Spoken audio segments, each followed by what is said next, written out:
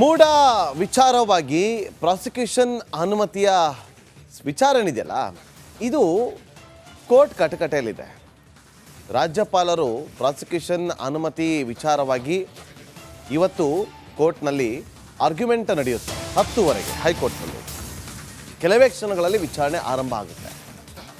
CM Siddaramaiah ಅವರಿಗೆ ಮೂಡ ಮಂಡೆ ಬಿಸಿ ಹೆಚ್ಚಾಗ್ತಾ ಇದೆ. ಹೈ ವೋಲ್ಟೇಜ್ ವಾದ ಪ್ರತಿವಾದ ನಡೆಯುತ್ತೆ. ಕೆಲವೇ ಕ್ಷಣಗಳಲ್ಲಿ ವಿಚಾರಣೆ ಆರಂಭ ಆಗುತ್ತೆ. ನ್ಯಾಯಮೂರ್ತಿಗಳಾದಂಥ ನಾಗಪ್ರಸನ್ನ ಅವರ ಪೀಠದಲ್ಲಿ ವಾದ ಪ್ರತಿವಾದ ನಡೆಯುತ್ತೆ. ರಾಜ್ಯಪಾಲರ ಪರ ತುಷಾರ್ ಮೆಹ್ತಾ ಅವರು ವಾದವನ್ನು ಮಂಡಿಸಿದ್ರೆ ಅದನ್ನು ನೋಡೋದಕ್ಕೆ ಅಂತೇಳಿ ಇವತ್ತು ಅನೇಕ ವಕೀಲರು ಕಿಕ್ಕಿರಿದು ಜಮಾಯಿಸಿದ್ದಾರೆ. ಹೈಕೋರ್ಟ್ಗೆ ದೂರುದಾರ ಟಿ.ಜೆ. ಅಬ್ರಹಾಂ ಹಾಗೂ ಅವರ ಪರ ವಕೀಲ ರಂಗನಾಥ್ ರೆಡ್ಡಿ ಅವರ ಆಗಮನ ಕೂಡ ಆಗಿದೆ. ಈಗ ಆಲ್ರೆಡಿ ರಾಜ್ಯಪಾಲರ ಪರವಾಗಿ ತುಷಾರ್ ಮೆಹ್ತಾ ಅವರು ವಾದವನ್ನು ಮಂಡಿಸಲಿದ್ದಾರೆ. ಸೊ ನ್ಯಾಯಾಲಯದಲ್ಲಿ ವಕೀಲರು ಇವತ್ತು ಕಿಕ್ಕಿರಿದು ತುಂಬುವಂಥ ಹಿನ್ನೆಲೆಯಲ್ಲಿ ಹೆಚ್ಚಿನ ಚೇರ್ಗಳ ವ್ಯವಸ್ಥೆಯನ್ನು ಕೂಡ ಕೋರ್ಟ್ ಸಿಬ್ಬಂದಿಗಳು ಮಾಡಿಕೊಂಡಿದ್ದಾರಂತೆ. ನೋಡಿ, ಇವತ್ತು ಏನಾಗಬಹುದು ಅಂತೇಳಿ ಬಹಳ ಕುತೂಹಲ ಇದೆ, ಬಹಳ ಕುತೂಹಲ ಇರುವಂಥದ್ದು. ಕೆಲವೇ ಕ್ಷಣಗಳಲ್ಲಿ ವಿಚಾರಣೆ ಆರಂಭ ಆಗುತ್ತೆ. 10ವರೆಗೆ ನ್ಯಾಯಮೂರ್ತಿಗಳು ಪೀಠಕ್ಕೆ ಆಗಮನ ಆಗ್ತಾ ಇದ್ದಂತೆ ಕಲಾಪ ಆರಂಭ ಆಗುತ್ತೆ. ಕೋರ್ಟ್ನ ಕಲಾಪ ಆರಂಭ ಆಗುತ್ತೆ. ಆಲ್ರೆಡಿ ಸಿದ್ದರಾಮಯ್ಯ ಪರ ವಕೀಲರು ಅಭಿಷೇಕ್ ಮನು ಸಿಂಘ್ವಿ ಅವರು ಅತ್ಯುತ್ತಮವಾದಂಥ ವಾದವನ್ನು ಮಂಡಿಸಿದ್ರು. 17A ಅದರ ಜೊತೆಗೆ ಸುಪ್ರೀಂ ಕೋರ್ಟ್ನ ಒಂದಷ್ಟು ಆದೇಶಗಳು ಎಲ್ಲವನ್ನ ಕೂಡ ಪ್ರಸ್ತಾಪ ಮಾಡಿ 17A ವಿಚಾರವಾಗಿ ಕೂಡ ಪ್ರಸ್ತಾಪ ಮಾಡಿ ರಾಜ್ಯಪಾಲರು ಈ ರೀತಿಯಾಗಿ ತರಾತುರಿಯಲ್ಲಿ ಅನುಮತಿಯನ್ನು ಕೊಟ್ಟಿದ್ದಾರೆ. ಯಾರೊಬ್ಬ ರೋಡಲ್ಲಿ ಹೋಗೋರು ಕೂಡ ಬಂದು ರಾಜ್ಯಪಾಲರಿಗೆ ಅನುಮತಿಯನ್ನು ಕೇಳಿದ್ರೆ ಆಗಲೂ ಕೂಡ ಇವರು ಪರ್ಮಿಷನ್ ಕೊಡ್ತಾರ, ಫ್ರೆಂಡ್ಲಿ ಗವರ್ನರ್ ಅಂತ ಕರಿತೀವಿ ಅಂತಲೂ ಕೂಡ ಅಭಿಷೇಕ್ ಮನು ಸಿಂಘ್ವಿ ಅವರು ವಾದವನ್ನು ಮಂಡಿಸಿದ್ರು. ಇವತ್ತು ರಾಜ್ಯಪಾಲರ ಪರ ವಕೀಲರಾಗಿರುವಂಥ ಮೆಹ್ತಾ ಅವರು ತಮ್ಮ ವಾದವನ್ನು ಮಂಡನೆ ಮಾಡಲಿದ್ದಾರೆ. ಮತ್ತಷ್ಟು ಮಾಹಿತಿಯನ್ನು ಕೊಡೋದಕ್ಕೆ ನಮ್ಮ ಸಹೋದ್ಯೋಗಿ ರಂಜಿತ್ ಈಗ ನೇರ ಸಂಪರ್ಕದಲ್ಲಿದ್ದಾರೆ. ರಂಜಿತ್, ಇವತ್ತು ವಾದ ಪ್ರತಿವಾದವನ್ನು ಆಲಿಸಲಿದ್ದಾರೆ ನ್ಯಾಯಮೂರ್ತಿಗಳು. ಇನ್ನೇನು ಕೆಲವೇ ಕ್ಷಣಗಳಲ್ಲಿ ತಮ್ಮ ಪೀಠಕ್ಕೆ ಆಗಮಿಸ್ತಾರೆ. ಎಷ್ಟು ಕುತೂಹಲ ಇದೆ ಇವತ್ತಿನ ಈ ಒಂದು ವಾದ ಪ್ರತಿವಾದದ ವಿಚಾರವಾಗಿ? ಯಾಕಂದರೆ ಮೊನ್ನೆ ಅಭಿಷೇಕ್ ಮನು ಸಿಂಘ್ವಿ ಅವರು ಉತ್ತಮವಾದಂಥ ಒಂದು ವಾದವನ್ನು ಮಂಡನೆ ಮಾಡಿದರು. ಇವತ್ತು ರಾಜ್ಯಪಾಲರ ಪರ ವಕೀಲರು ಇವತ್ತು ವಾದವನ್ನು ಮಂಡನೆ ಮಾಡಲಿದ್ದಾರೆ. ಯಾವ ರೀತಿಗೆ ಎಕ್ಸ್ಪೆಕ್ಟ್ ಮಾಡ್ಬೋದು ರಾಜ್ಯಪಾಲರ ಪರ ವಕೀಲರು ಏನೆಲ್ಲ ವಾದವನ್ನು ಮಂಡಿಸ್ಬೋದು? ಯಾಕೆಂದರೆ ಮೊನ್ನೆಯ ವಾದವನ್ನು ಗಮನಿಸ್ತಾ ಹೋದ್ರೆ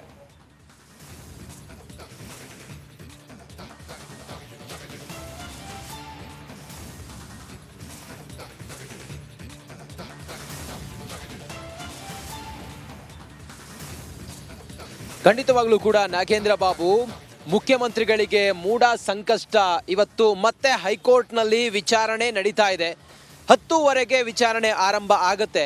ಮೊನ್ನೆ ಸಿದ್ದರಾಮಯ್ಯ ಅವರ ಪರವಾದ ವಕೀಲರು ಅಭಿಷೇಕ್ ಮನು ಸಿಂಘ್ವಿ ಅವರು ಮೊನ್ನೆ ವಾದವನ್ನು ಮಂಡಿಸಿ ರಾಜ್ಯಪಾಲರು ಮತ್ತೆ ಈ ಪ್ರತಿಪಕ್ಷ ಇದೊಂದು ರೀತಿಯಲ್ಲಿ ಪಿಕ್ ಆ್ಯಂಡ್ ಚೂಸ್ ಅನ್ನೋ ರೀತಿಯಲ್ಲಿ ರಾಜ್ಯಪಾಲರು ಪ್ರಾಸಿಕ್ಯೂಷನ್ಗೆ ಅನುಮತಿಯನ್ನು ಕೊಟ್ಟಿದ್ರು. ಇದನ್ನು ರದ್ದು ಕೋರಿ ಅರ್ಜಿಯನ್ನು ಸಲ್ಲಿಸಿ ಅದರ ವಿಚಾರಣೆ ಮೊನ್ನೆ ನಡೆದಿತ್ತು. ಇವತ್ತು ರಾಜ್ಯಪಾಲರ ಪರ ವಕೀಲರು ಇವತ್ತು ವಾದವನ್ನು ಮಂಡಿಸ್ತಾರೆ. ಮೆಹ್ತಾ ಅವರು ಇವತ್ತು ವಾದವನ್ನು ಮಂಡಿಸ್ತಾರೆ. ಅವರ ವಾದದಲ್ಲಿ ಬಹಳ ಪ್ರಮುಖವಾಗಿ ಕಾಂಗ್ರೆಸ್ನ ನಾಯಕರುಗಳು, ಅದರಲ್ಲೂ ಕೂಡ ಸಿದ್ದರಾಮಯ್ಯ ಅವರ ಪರವಾದ ವಕೀಲರು ಏನು ಹೇಳ್ತಾ ಇದ್ರು, ಇದು ಸೆಲೆಕ್ಟಿವ್ ಕೇಸ್. ಕೆಲ ಪ್ರಕರಣಗಳು ಇನ್ನೂ ಕೂಡ ಪ್ರಾಸಿಕ್ಯೂಷನ್ಗೆ ಕೊಡುವಂಥ ಸಂದರ್ಭ ಇದ್ದರೂ ಕೂಡ ಅದನ್ನು ಯಾಕೆ ಕೊಟ್ಟಿಲ್ಲ ಇವರು ರಾಜಕೀಯ ಮಾಡ್ತಾ ಇದ್ದಾರೆ, ಸೆಲೆಕ್ಟಿವ್ ಕೇಸ್ ಅನ್ನೋ ರೀತಿಯಲ್ಲಿ ಬಹಳ ಪ್ರಬಲವಾಗಿ ವಾದವನ್ನು ಮಂಡಿಸಿದ್ರು. ಅದಕ್ಕೆ ಇವತ್ತು ರಾಜ್ಯಪಾಲರ ಪರ ವಕೀಲರು ಮೆಹ್ತಾ ಅವರು ಒಂದು ಕ್ಲಾರಿಟಿಯನ್ನು ಕೊಡುವಂಥ ಸಾಧ್ಯತೆ ಇದೆ. ಮೂಡ ಹಗರಣವನ್ನು ಪ್ರಾಸಿಕ್ಯೂಷನ್ಗೆ ಕೊಡುವಂಥ ಸಂದರ್ಭ ಏನಿತ್ತು ಅನ್ನೋದನ್ನು ನ್ಯಾಯಾಧೀಶರಿಗೆ ಮನವರಿಕೆ ಮಾಡಿಕೊಡುವಂಥ ಸಾಧ್ಯತೆ ಇದೆ. ಸದ್ಯಕ್ಕಂತೂ ಭಾರಿ ಕುತೂಹಲ ಕೆರಳಿಸ್ತಾ ಇದೆ. ಇವತ್ತಿನ ಒಂದು ಹಿಯರಿಂಗ್ ಏನಿದೆಯಲ್ಲ, ಇವತ್ತಿನ ಒಂದು ವಿಚಾರಣೆ ವಾದ ಪ್ರತಿವಾದ ಇದೆಯಲ್ಲ, ಅದು ಒಂದು ರೋಚಕ ಘಟ್ಟವನ್ನು ತಲುಪುವಂಥ ಸಾಧ್ಯತೆಯೂ ಕೂಡ ಕಂಡು ಬರ್ತಾ ಇದೆ.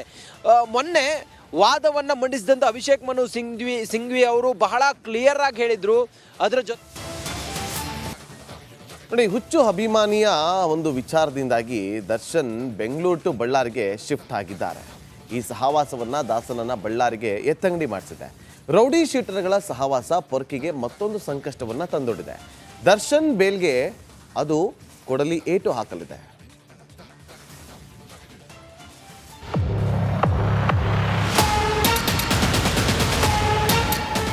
ಒಂದು ಕೈಯಲ್ಲಿ ಸಿಗರೇಟು, ಮತ್ತೊಂದು ಕೈಯಲ್ಲಿ ಕಾಫಿ ಮಗ್ಗು, ಪಕ್ಕದಲ್ಲಿ ರೌಡಿ ಶೀಟರ್ಸು, ಜೈಲಲ್ಲಿದ್ದುಕೊಂಡೇ ವಿಡಿಯೋ ಕಾಲು.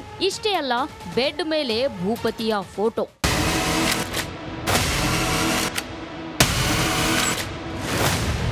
ಇದೇ ಫೋಟೋಗಳು ಪರಪ್ಪನ ಅಗ್ರಹಾರದಲ್ಲಿ ಕಳ್ಳಾಟವಾಡಿದ್ದ ಕಾಟೇರನಿಗೆ ಇದೇ ಫೋಟೋಗಳು ಮುಳುವಾಗಿ ಬಿಟ್ಟಿದೆ. ಬೆಂಗಳೂರಿನ ಸೆಂಟ್ರಲ್ ಜೈಲಿನಿಂದ ಪೊರ್ಕಿಯನ್ನ ಬಳ್ಳಾರಿ ಜೈಲಿಗೆ ಎತ್ತಂಗಡಿ ಮಾಡಿಸಿದೆ. ಇಷ್ಟೇ ಅಲ್ಲ, ದರ್ಶನ್ ಬೇಲ್ಗೂ ಇದು ಕಂಟಕವಾಗೋದ್ರಲ್ಲಿ ಯಾವುದೇ ಅನುಮಾನವಿಲ್ಲ.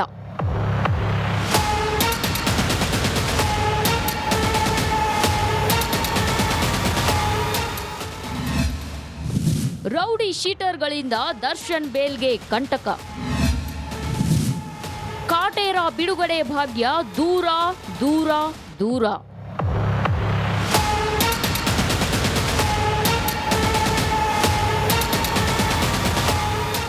ನಿಜ, ರೇಣುಕಾಸ್ವಾಮಿ ಕೊಲೆ ಕೇಸ್ನ ಚಾರ್ಜ್ ಶೀಟ್ ಸಲ್ಲಿಕೆಗೆ ಈಗಾಗಲೇ ಪೊಲೀಸರು ಅಂತಿಮ ತಯಾರಿಯಲ್ಲಿದ್ದಾರೆ. ಚಾರ್ಜ್ ಶೀಟ್ ಸಲ್ಲಿಸುತ್ತಿದ್ದಂತೆ ಜಾಮೀನಿಗೆ ಅರ್ಜಿ ಸಲ್ಲಿಸಲು ದರ್ಶನ್ ರೆಡಿಯಾಗಿದ್ದಾನೆ. ಆದ್ರೆ ಜೈಲು ಫೋಟೋಗಳು ಕಾಟೇರನ ಜಾಮೀನಿಗೆ ಅಡ್ಡಿ ಮಾಡಲಿವೆ.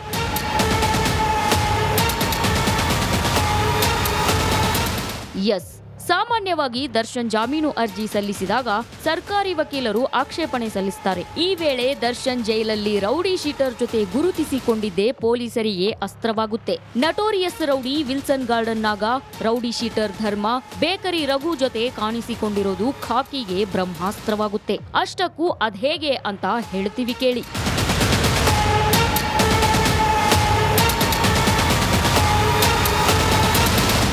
ರೌಡಿ ಶೀಟರ್ ಮೂಲಕ ದರ್ಶನ್ ಸಾಕ್ಷಿಗಳಿಗೆ, ರೇಣುಕಾಸ್ವಾಮಿ ಕುಟುಂಬಸ್ಥರಿಗೆ ಬೆದರಿಸುವ ಸಾಧ್ಯತೆ ಇದೆ. ಹೀಗಾಗಿ ದರ್ಶನ್ಗೆ ಜಾಮೀನು ನೀಡದಂತೆ ಪೊಲೀಸರು ಅಬ್ಜೆಕ್ಷನ್ ಹಾಕ್ತಾರೆ. ಆಗ ಪೊರ್ಕಿ ಜಾಮೀನಿಗೆ ಮತ್ತಷ್ಟು ಕಂಟಕವಾಗಲಿದೆ. ಅಭಿಮಾನಿಗಳು ಮಾಡಿದ ಕೆಲಸದಿಂದ ದಾಸ ಬಳ್ಳಾರಿಗೆ ಎತ್ತಂಗಡಿಯಾಗಿದ್ದಾನೆ. ಈಗ ರೌಡಿ ಶೀಟರ್ ಸಹವಾಸ ಪೊರ್ಕಿ ಜಾಮೀನನ್ನ ಬಲಿ ಪಡೆದರೂ ಯಾವುದೇ ಆಶ್ಚರ್ಯವೇನಿಲ್ಲ.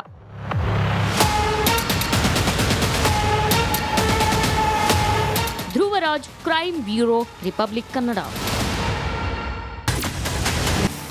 ಬ್ರೇಕಿಂಗ್ ಅಪ್ಡೇಟ್ ಲಭ್ಯವಾಗ್ತಾ ಇದೆ. ರಾಜ್ಯಪಾಲರ ಪರ ತುಷಾರ್ ಮೆಹ್ತಾ ಅವರು ಇವತ್ತು ಖುದ್ದು ಕೋರ್ಟ್ಗೆ ಹಾಜರಾಗಿ ತಮ್ಮ ವಾದವನ್ನ ಮಂಡನೆ ಮಾಡಲಿದ್ದಾರೆ. ಹೈಕೋರ್ಟ್ಗೆ ಖುದ್ದು ಆಗಮಿಸಿರುವಂತಹ ತುಷಾರ್ ಮೆಹ್ತಾ ಅವರು ಸಾಲಿಸಿಟರ್ ಜನರಲ್ ಖುದ್ದು ವಾದವನ್ನ ಮಂಡನೆ ಮಾಡಲಿದ್ದಾರೆ. ರಾಜ್ಯಪಾಲರ ಪರ ವಕೀಲರಾಗಿರುವಂತಹ ತುಷಾರ್ ಮೆಹ್ತಾ ಅವರು ಮೊನ್ನೆ ವಿಡಿಯೋ ಕಾನ್ಫರೆನ್ಸ್ ಮೂಲಕ ಹಾಜರಾಗಿದ್ದರು. ಇವತ್ತು ಅವರೇ ಖುದ್ದು ಫಿಸಿಕಲಿ ಹಾಜರಾಗಿದ್ದಾರೆ. ತುಷಾರ್ ಮೆಹ್ತಾ ಅವರು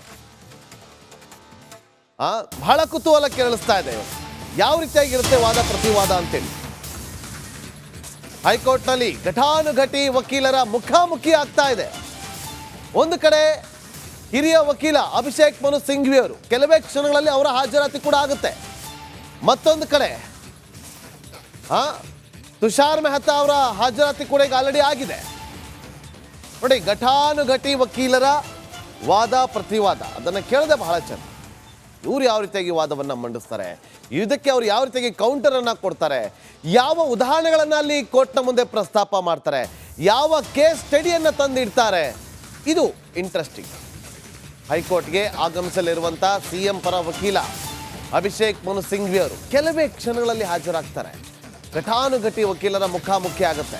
ನೋಡಿ, ಆಗಲೇ ಹೇಳ್ತಾ ಇದೆ, ಮೊನ್ನೆ ಅಭಿಷೇಕ್ ಮನು ಸಿಂಘ್ವಿ ಅವರು ವಾದವನ್ನು ಮಂಡನೆ ಮಾಡಬೇಕಾದ್ರೆ ಫ್ರೆಂಡ್ಲಿ ಗವರ್ನರ್ ಅಂತ ಕರೆದಿದ್ರು.